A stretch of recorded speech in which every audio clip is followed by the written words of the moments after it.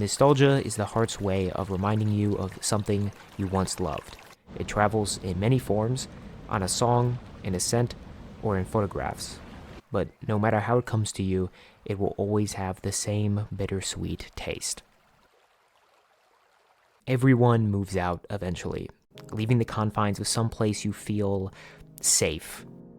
Somewhere you can relax, ignore the outside pressures of society. You can be a kid again, but you can't be a kid forever. I, for one, have not moved out of my own house yet. The simple reason is because I will not pay $15,000 to live on campus when I'm a BTS mini album away from my college's parking lot. However, I do dread that day that I pick up that final box out of my closet. The one that's been neglected for a few years, it's dusty and has some broken figurines inside. I fear walking into that dead, empty, cold apartment. It won't feel natural. Where are the beige walls that line my room? Where's that window in the corner with perpetually closed shades because I'm a vampire and I don't like the sunlight?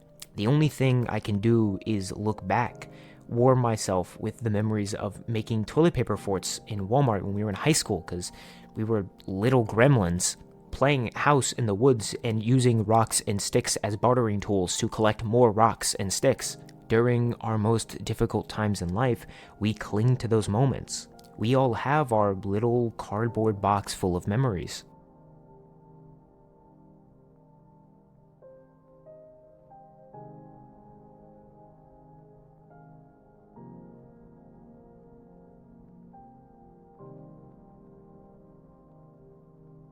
To us humans living on this 3D plane, time is linear. We can't go back. Time is this inescapable trap. At times, it's crazy to sit down and think that time is flowing all around you. You're never going back in time. So why do we fight this notion so much? Why don't we embrace the flow of this great, expansive river? Nostalgia. The fallen tree in the middle of the stream for you to hold on to experience that brief joy you once felt as a kid. We cling to these branches as a form of escapism, to leave the world where we are a part of now and enter one which may have been kinder to us. However, nostalgia is a two-way street. Joy will not be the only feeling you may encounter. Sadness, grief, loneliness, longing. When you cling to nostalgia, you also tend to channel the things you may regret. As you flow down this gray river, should you reach for these branches or move forward? There is no right or wrong answer here. It is up to you to traverse the bends and curves which make up life. This video is brought to you by NordVPN. A VPN, or a virtual private network, helps establish a protected network connection that boosts your security while browsing the web. They do this by veiling your IP address and encrypting your data, even while sitting on public networks like per se if you're studying while in a Starbucks. Every day, there are nasty individuals that try to steal your data while browsing websites, and they want more than just your K-pop search history. VPNs can help you swat those flies away. I've been using NordVPN to help me bypass country restrictions when it comes to streaming services like Netflix. For example, I've been hopping over to Japan to watch the Gintama movie because I just can't get it over here. NordVPN can also help you avoid price discrimination, find cheaper tickets for flights or hotels, and avoid streaming services that love to throttle your bandwidth while browsing. If you're an avid video game fanatic such as myself, NordVPN has a feature called MeshNet, which acts as a secure LAN for you and your friends to play on. Nord can help you stop annoying and intrusive adverts and block cookies that track and snoop on the data trail you leave on the internet. Nord also has active threat protection, including file protection that can help stop downloads that carry potential dangers, including viruses. And it has a dark web monitor which helps alert you of potential sensitive information that has been publicly exposed online, including a clear tab which helps show exactly what has been exposed on what website, which has been very eye-opening. And NordVPN is compatible with all your favorite devices. I've been using NordVPN for over a month now, and I've never felt safer browsing the internet. Get an exclusive NordVPN 2-year plan plus 4 extra months using my code TAGEU. Huge thank you to NordVPN for sponsoring this video and making browsing the internet safe.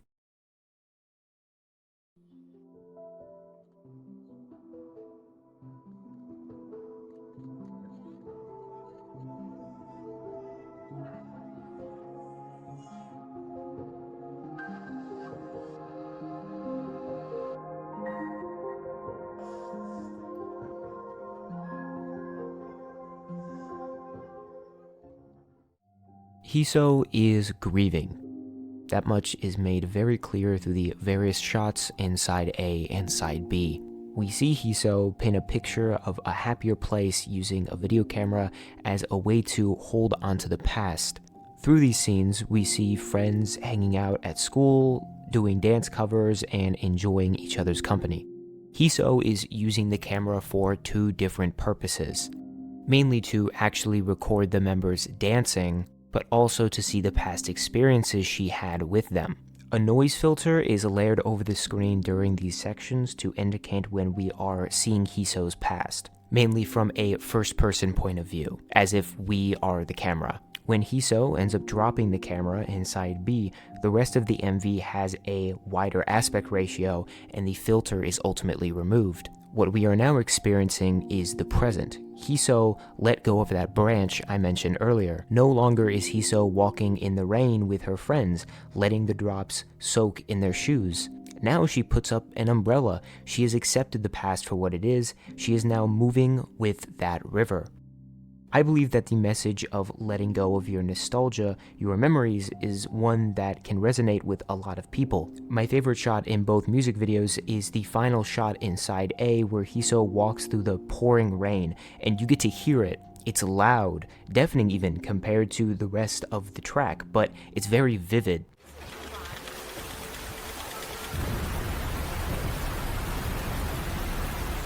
It shows how stuck Heeseo is in the past, so removed from reality that she can't feel the rain pouring down around her. But I think that the rain represents something more. I think it resembles hope, comfort, and maybe even love. When I dealt with my depression and derealization during my second year of high school, I was so trapped in this false reality of despair and darkness that I didn't feel the love and comfort I had around me.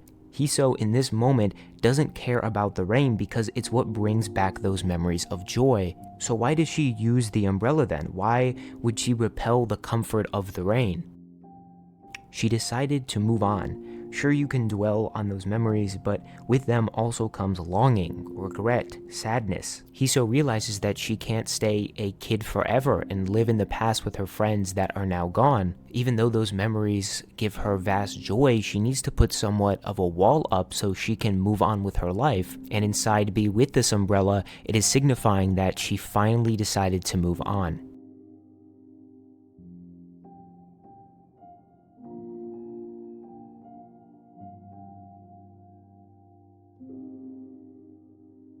So, what's up with the deer? The common theory is that, as mentioned prior, what we are seeing is a girl who got into an accident, a potential car crash, and she is the only survivor. The other 5 die in the accident, caused potentially by a deer, and Heeseo walks away with a broken arm. The deer is that survivor's guilt. Centerstone describes survivor's guilt as, quote, a response to an event in which someone else experienced loss, but you did not. It can also be interpreted as one in an event where they are a survivor and someone else maybe lost their life. Heeseo survived, and so has her memories. This begs the question, if the other 5 girls are gone, how come they sign her cast inside B? They never did. The shot is quickly replaced with another of Heeseo looking down at her unsigned cast. This is when I realized that some of these shots, particularly in side B, seem to be portraying what life could have been like with the other 5 girls, not just her past experiences. However, we can tell that these are images that Heeseo is manifesting for herself because the cinematography is much less jumpy than what we saw before with the camera. It's much more centered and smooth. Even though it uses a similar aspect ratio, we can tell that this is from Heeseo's point of view and this is not some sort of camera she's using. I personally love the shot that is positioned behind Heeseo overlooking the 5 girls dancing in that parking lot. There's this overwhelming feel of sadness and longing. This is where they could have been dancing as a group, enjoying the time with each other like they used to. At the end of side A, the deer remains unmoved. It stares back at Heeseo. Heeseo still lives with that survivor's guilt. She hasn't moved on yet by the end of side A. It's not until she breaks the camera, refuses to pick up the phone, that the film starts to distort. The members become hidden behind the grass, and the deer leaves. Heeseo is able to get over her survivor's guilt and break out of the comfort of her own memories.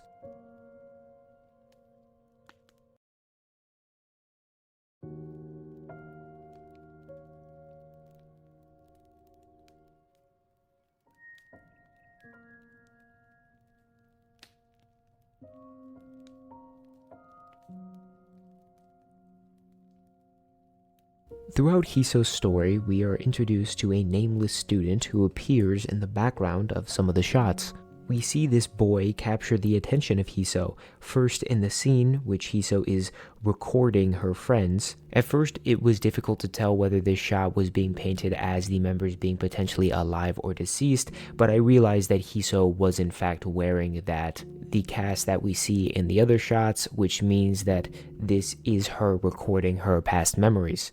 We see Heeseo being drawn to this boy, panning the camera to him before quickly snapping back into focus.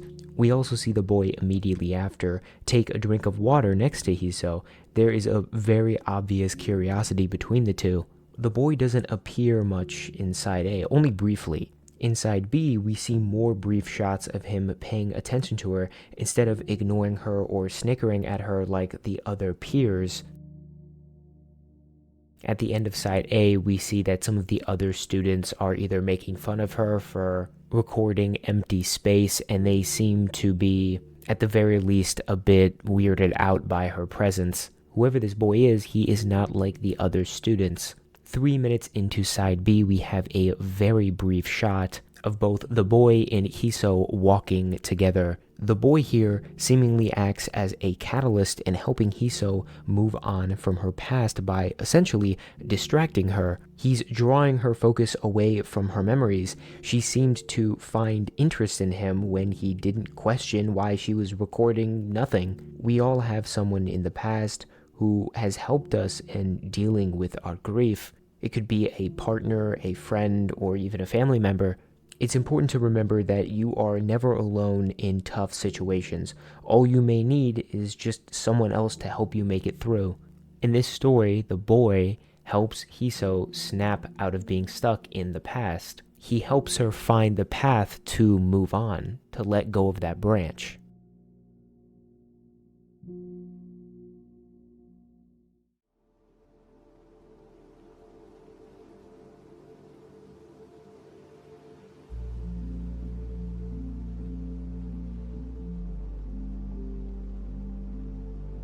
So that begs a question. What is happening in the final shots of side B? What is the conclusion to Heeseo's story? In the end, we see what looks like to be an older Heeseo, one without a broken arm, open an old cardboard box. She inserts an old VHS tape into the Philips TV and sits on a familiar couch. We see a very faint smile appear on her face before the reminiscing is interrupted by yet another memory, one taking place on that very couch. I think this final sequence of Heeseo revisiting her past is different than in side A and the rest of side B. Previously, while Heeseo was happy, she seemed to be clinging to those fleeting memories in an unhealthy way. Essentially being stuck in the past, she's holding onto that branch too long. In previous shots, we've seen her carry around her past, her memories, with her in the form of the camcorder. In this instance, she shoves those memories into a box. I think this shows that she's accepted the past as just that, the past. The final sequence is a healthy display of Heesoo revisiting the times that brought her joy, without relying on those memories to sustain that joy. In this moment, we are seeing a different type of happy Heesoo. The smile feels different. It feels like one of acceptance rather than fleeting happiness. Memories will always stick with you, but it's up to you to decide whether you let them trap you in the past or let them help you progress into the future. In the end, those memories haven't gone anywhere. Again, they're in a dusty cardboard box, but they're still there. I think this ending is a great example of not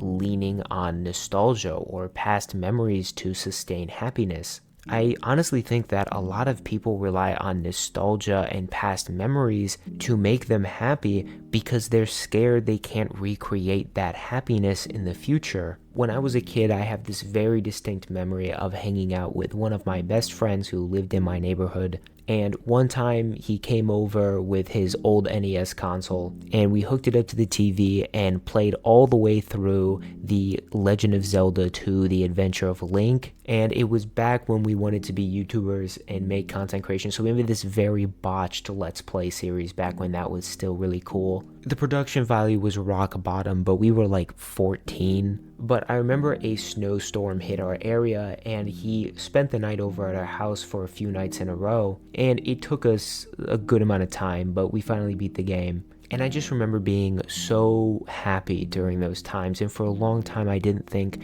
I could recreate that happiness. It was only when in high school, when I dealt with depression, that I realized that I needed to stop relying on the past to provide me with present happiness. I needed to go out and enjoy life while I'm still alive, and I've lived by those morals to this day. And of course, I have those core memories and I can revisit them at any time, but I learned to not rely on them. And I believe that the final sequence here in Side B is a perfect showcase of that happening.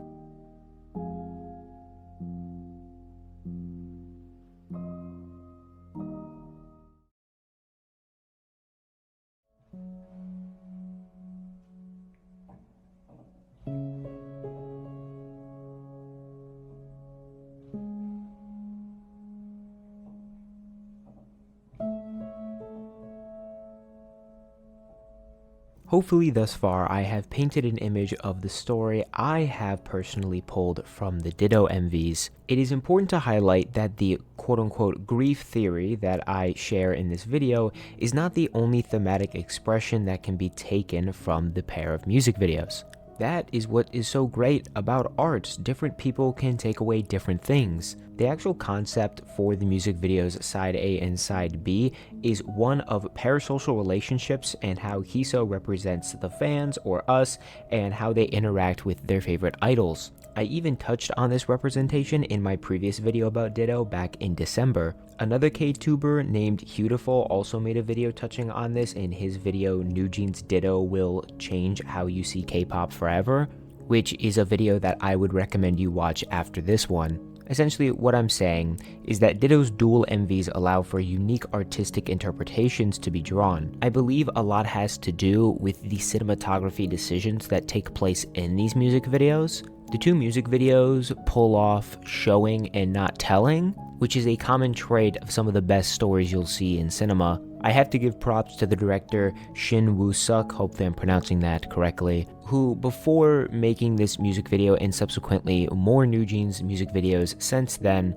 had apparently no interest in working in the K-pop industry with film directing. However, Min Hee-jin would give him full creative control behind the music videos. The only thing that she requested was that there was a deer in a snowy field. which is supposed to represent the ideal friend. And so because of this, I get to really praise the cinematography here, because I'm definitely not praising NewJean. Shin Woo-seok said in reference to the story of the music videos, quote, "wanted to talk about the fact that the relationship between an idol and a fan ultimately comes to an end, the meaning of process, and the existence of each other," which I think is communicated very well through these pair of music videos. And I think some of the aspect ratio choices, shot selection, camera effects, and filters go a long way in instilling the two music videos with a very nostalgic feeling. Maybe getting this far in the video and hearing that the actual meaning of the video is not one about grief or death could be maybe surprising to some people, how I've described the music videos so far. Fans of fictional pieces out there would label the grief story as purely headcanon. Me and others are just making it up. And if we're purely talking about the objective storytelling that is supposed to be in the music video, then yeah, sure. But when you take that stance of making art objective, you are essentially telling the people who consume the art that their emotions, their feelings, and their interpretation of the piece is wrong objectively. And art isn't really like that. I can't go up to you and tell you that my music taste is objectively better than yours, the same way in which I can't go up and tell you that the way you view that piece of art is terrible or wrong. The story in which I and many other people got from this music video before it was confirmed that the idol and fan engagement was the correct story, the story of moving past your grief, is not inherently incorrect because another story is correct.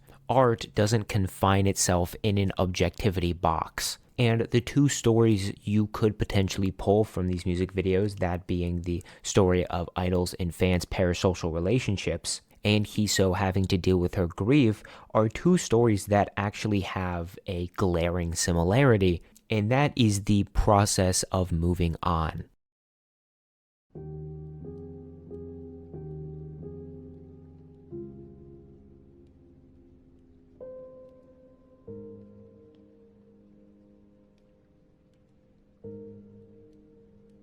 Grief and dealing with it isn't easy, nor is it the same for every person. For me, it's music. Whenever I have to deal with grief, I throw in some headphones and lose myself to some BTS or Denzel Curry. But what happens when you rely on your coping method too much? Instead of moving on, you end up moving backward on the linear line of time. In this video, I don't want to make it sound like nostalgia or looking back at memories is a bad thing. We do it on a daily basis. However, as described in Chapter 6, I believe there are healthy ways to move on. It could be through self-reflection or maybe someone else. When you constantly live in the past, you are never in the present. Instead of reliving memories, go out and make some new ones. This is the message of Ditto's grief theory. Heeseo has lived through a traumatic event, copes with the loss of friends by using a camcorder to experience past memories, getting to the point where we see her imagining what they would be doing together if they were still alive. Eventually, a fellow classmate comes along and helps her break out of this cycle, in the process moving on from her survivor's guilt and leaving the girls in the past. If that sounds depressing, it's because it is, but it's simultaneously beautiful to see someone else move on.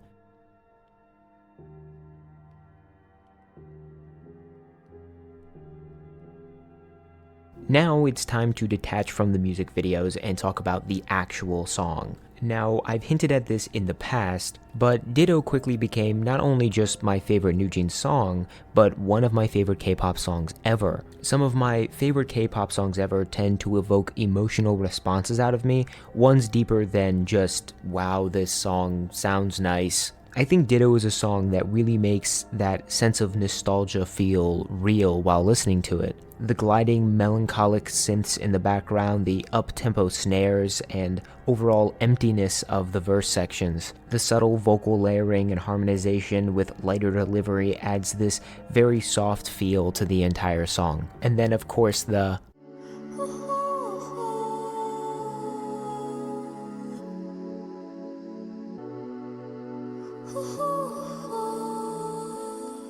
at the beginning and the end really set that tone. In all reality, it's a very simple NewJeans track, but the MVs are so powerful that whenever I do listen to Ditto, I always visualize the shots of Heeseo recording her friends, the infamous deer, and the powerful rain scene.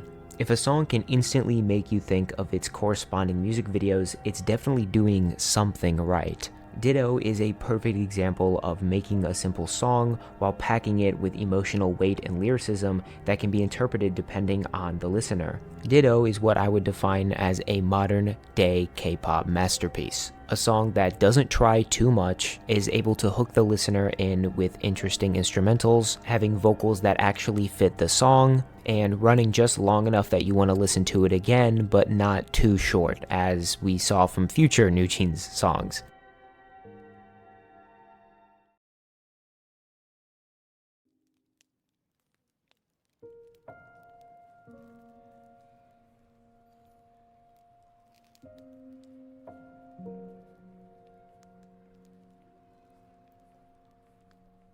There will never be a release quite like Ditto. It was so influential that Adore themselves attempted to recreate its artistic presence with their recent Cool With You MV. I've even seen many go online and say that Cool With You seems like a Ditto 2.0. Ditto broke the most perfect all-kill record, Perfect All Kills being the song that charts at #1 on all Korean music charts simultaneously for at least 1 hour. Ditto achieved 655, and depending on when you're watching this, that could have potentially changed, but currently it's sitting at 655, which passed the likes of BTS's Dynamite and IU. Look, I despise Min Heejin as much as the next person, and I will say I did not stream Ditto on YouTube at all for the preparation of this video, instead using other methods. After my last video, I would have felt bad streaming Ditto 300 times on YouTube, so I decided to go an alternative route. But I do have to commend the MV directors and the inspirations for this release. Its loose story led to the fans creating various theories, one being confirmed by the director himself. Ditto is whatever the viewer pulls from it, whether that be a story of fans' obsession with their favorite idols, moving on from friendships to relationships, or a survivor making her way through grief. The best kind of art makes the consumer think about its purpose. Who is Ditto for? What is Ditto meant to be? There isn't just one answer for these questions, and that's what makes Ditto special. Ever since December, I knew I had to revisit this release. Sure, we touched on the story the MVs were telling on the surface, but I knew there was something else there, and I hope I've encouraged that practice in this video, looking deeper into art. I think songs like Ditto by NewJeans or Spring Day by BTS are great for the industry. Not only are they great songs, but they also tell engaging stories. Don't get me wrong, I love the Cupids and the Unforgivens of the world, but those mainstream pop songs tend to wear their themes on their sleeve. It's not very hard to identify what Cupid or what Unforgiven is talking about.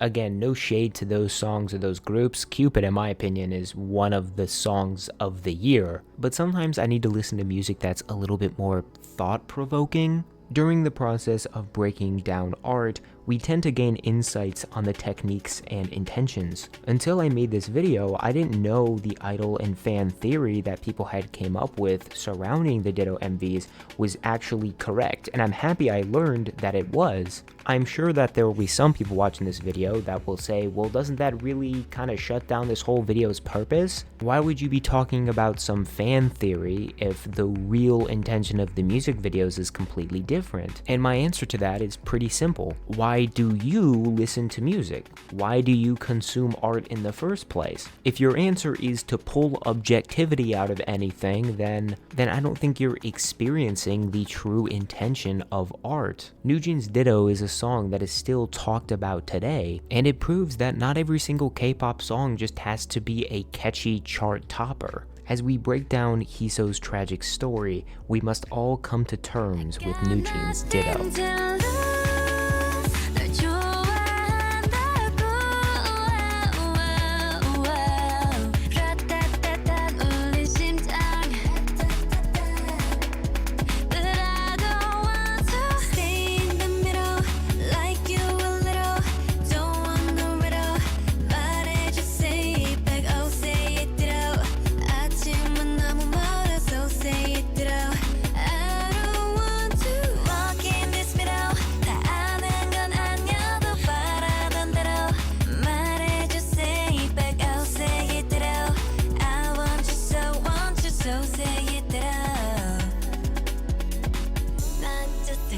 날이 나를 상상했지 항상 다 있던 처음 느낌 그대로 난 기다렸지 all this time